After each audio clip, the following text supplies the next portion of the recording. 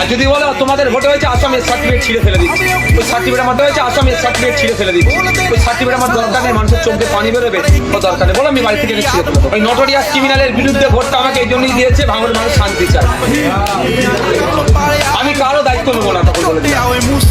আর যদি বলো তোমাদের ভোটে হয়েছে আসামের সার্টিফিকেট ছিঁড়ে ফেলে দিচ্ছি, ওই সার্টিফিকেট আমার দরকার নেই, মানুষের চোখ দিয়ে পানি বেরোবে ও দরকার নেই, বলো আমি বাড়ি থেকে ছিঁড়ে ফেলে দেবো। আমার এমএলএ হওয়ার শখ নেই, মানুষকে কাঁদাবে কেউ আমি তাতে নেই ভাই।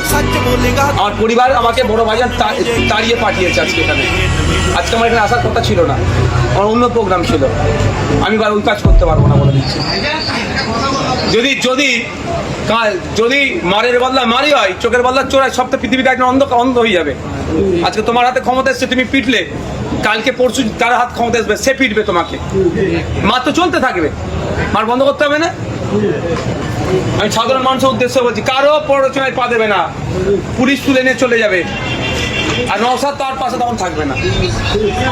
হিংসায় যুক্ত থাকলে বা হিংসা হচ্ছে দাঁড়িয়ে আছে তুলে নিয়ে চলে গেলে আমাকে ফোন করলে আমি কিন্তু আর ছাড়াতে পারবো না।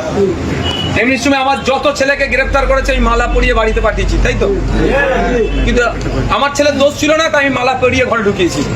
যদি ভাই কেউ হিংসা হচ্ছে সেখানে দাঁড়িয়ে আছো, তোমাকে এসে পুলিশ তুলে নিয়ে গেছে, আমি কিন্তু তার পাশে থাকবো না, আমি হিংসা ভাই করবো না। আমি হিংসা তাতে যদি বলে ভাইয়ান আমরা ভোট দিয়ে জিতালাম, বলো আমি এসে সার্টিফিকেট ছিঁড়ে ফেলে দিচ্ছি, ভোট করো, অফিস আছে, অফিসের নেতৃত্ব।